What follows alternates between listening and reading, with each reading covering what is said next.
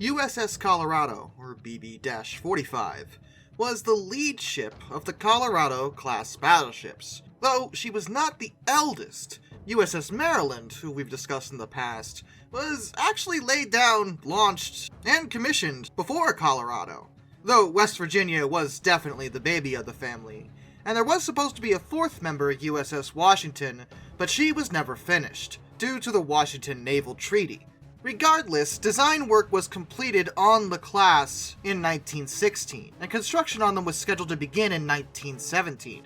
They were basically total copies of the Tennessee class, with the sole exception of their main battery, which had the 12 14-inch guns of the Tennessees replaced with 8 16-inch guns. And the Colorados were the last of the battleships built under the standard type. Colorado herself was 624 feet long overall. She had a beam of 97 feet 6 inches and a draft of 30 feet 6 inches. She displaced 33,218 tons, as designed, and at full load she could hit 34,130 tons. She was powered by 4 General Electric turbo-electric drives, with steam being provided by 8 oil-fired Babcock and Wilcox boilers. The system could supply up to 28,900 shaft horsepower and pushed Colorado to a top speed of 21 knots, though she actually hit 31,268 shaft horsepower on her speed trials and hit 21.09 knots. Her normal cruising range was 8,000 nautical miles at 10 knots, but that could be increased due to additional fuel space that, when utilized, could bump her range up to an astonishing 21,100 nautical miles. Her crew numbered 64 officers and 1,241 enlisted men. Her main battery, as stated, consisted of 8 16-inch Mark I guns, in 4 twin-gun turrets on the center line, 2 forward and 2 aft, both in super-firing pairs. Her secondary battery had 16 5-inch guns, mounted individually in casemates, clustered in her superstructure amidships. She also had an anti-aircraft battery that had 3-inch guns, in individual high-angle mounts. And she did have 2 torpedo tubes, 21 inches, mounted in her hull below the waterline on each broadside. Her armor belt was between 8 and 13.5 inches thick, while her main armored deck was up to 3.5 inches thick. Her main battery gun turrets had 18-inch thick faces on 13-inch barbettes, and her conning tower had 16-inch thick sides. Colorado wouldn't even be laid down until after World War I was already over, so naturally we had to start things off during the Interwar Period. Construction on her began on May 29, 1919, and it was done by the York Shipbuilding Corporation of Camden, New Jersey. She'd be launched on March 22, 1921, and commissioned on August 30, 1923, beginning her sea trials as well as training. Her first commanding officer was Captain Reginald R. Belknap. On December 29, 1923, she actually departed New York, bound for Portsmouth in the United Kingdom. She then visited France as well as Italy, and then the British naval base at Gibraltar. She would arrive back in New York on February 15, 1924, and she underwent repairs and further testing before getting underway again on July 11th, headed for the west coast of the United States. She would reach San Francisco on the 15th of September, where she joined the Pacific Battle Fleet, and she would remain a part of that for the next 15 years. Over the course of the next 2 decades, she would take part in a variety of different fleet problems, which were large-scale training exercises, taking place in the Pacific and the Caribbean. She also took part in various ceremonies and naval reviews, as well as taking part in a voyage to visit American Samoa, Australia, and New Zealand. She actually ran aground in the Diamond Shoals off Cape Hatteras in North Carolina on May 1st, 1927, but she was refloated just the next day. And she had an overhaul the following year that lasted from 1928 to 1929. During that time, her 3-inch anti-aircraft guns were replaced by 8 5-inch guns. And for the 10th to the 11th of March, 1933, she went to Long Beach, California, to assist in relief efforts following an earthquake. In the summer of 1937, she was actually designated as the training ship for the ROTC, Naval Reserve Officer Training Corps. The students she helped train were from the University of Washington and the University of California. and beginning on January 27th, 1941, she was actually based at Pearl Harbor, along with both of her sisters. But on June 25th, Colorado departed for the West Coast for an overhaul that was scheduled at Puget Sound Navy Yard. She was still there on December 7th. As a result, she had luckily avoided any damage in the attack on Pearl Harbor, though her sisters did suffer, West Virginia especially.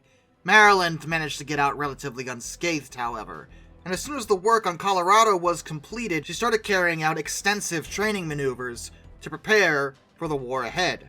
On May 31st, she actually patrolled alongside Maryland, near the Golden Gate Bridge, to protect San Francisco from any possible Japanese attack, and then she'd head to Pearl Harbor to complete final preparations for action.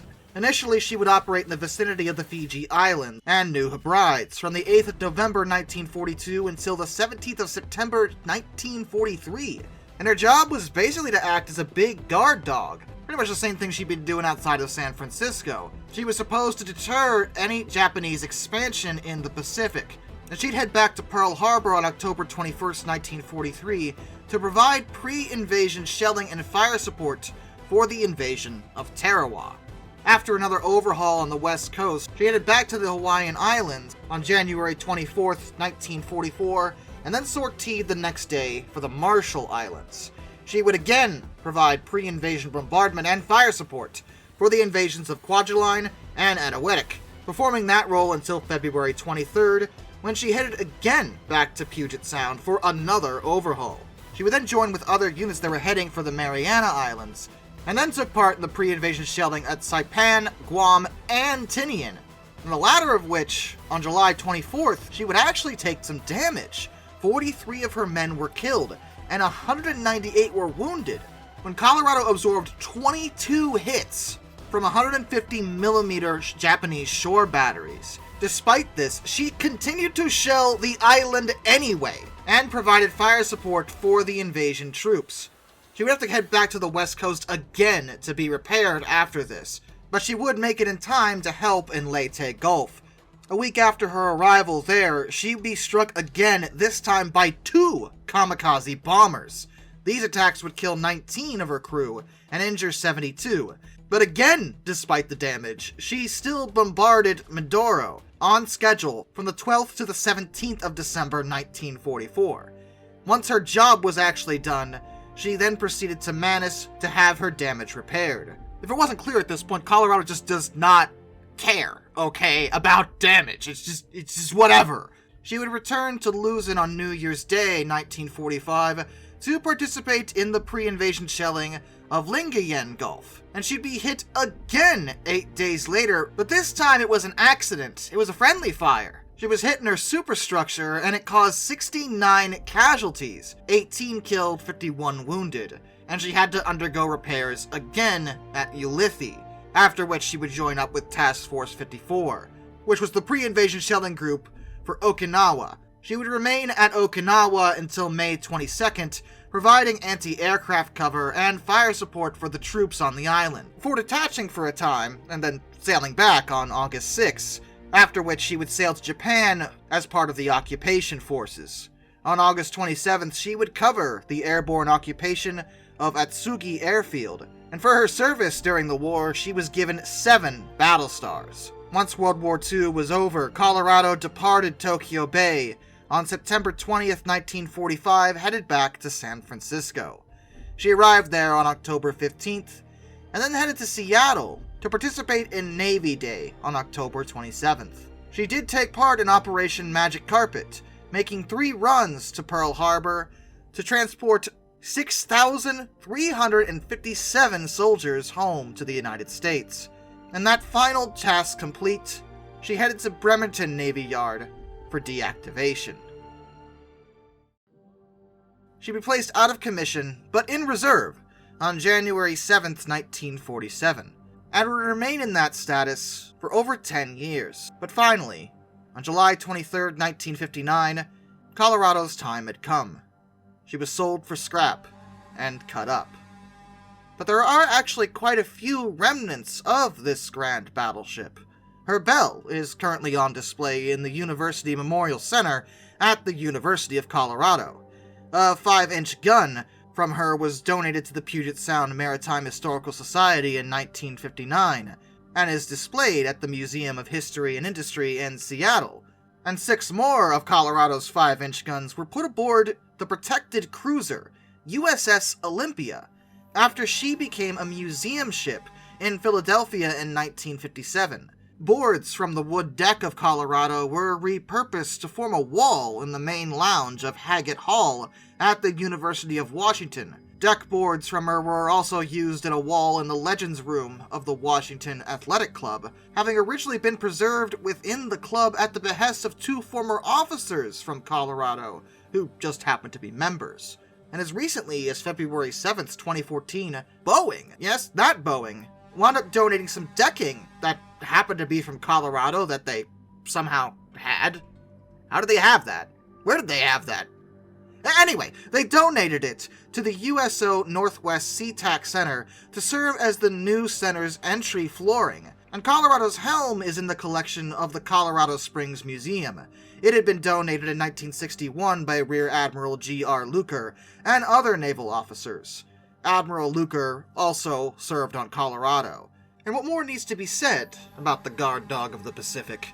She certainly could take a beating and continue staying in the fight despite that. That seems to be a pretty consistent character trait of the entire Colorado class. West Virginia was sunk, refloated, and came back to fight. Maryland took her share of hits and never gave up. And Colorado certainly didn't either. Based on all this, I think it's pretty clear that all 3 of them, and the men that served aboard them, should always be remembered. And with that, special thank you to all my underwater train finders, Some Dude 267, Orange Glass, Benjamin Owens, Panzer Kitsune 131-232, Anzac A1, Arthur Roy, Tommy Rossini, Lord Captain Von Thrust III, Brian, Jack Carson's Ruro Videos, Lord R444, Mark Holding, Murder Drones Doll, A Person 723, DM Trouble Typhoon, Royal Hut 2060, Icer 1405, Charles Kwiatkowski, Matt Weaver, Tom Red Lion, S Productions 8104, Hannah Bird, Hendrick Motorsports Fan 5, Wheeljack 8401, Rescues Greyhounds, The Baxter, Caleb Crosswhite, Ohio Trucker 1, Joshua Long, Andrew Bowen, Josh Johnson, Hayden DeGrow, Caleb Rainwaters, Prez Dredson, Master of None, Arizona Hot Rail, Liam Wright, Mr. Sleepy, and Dr. Racer 78. Till next time, this is Darkness, and a bid you all a fun farewell.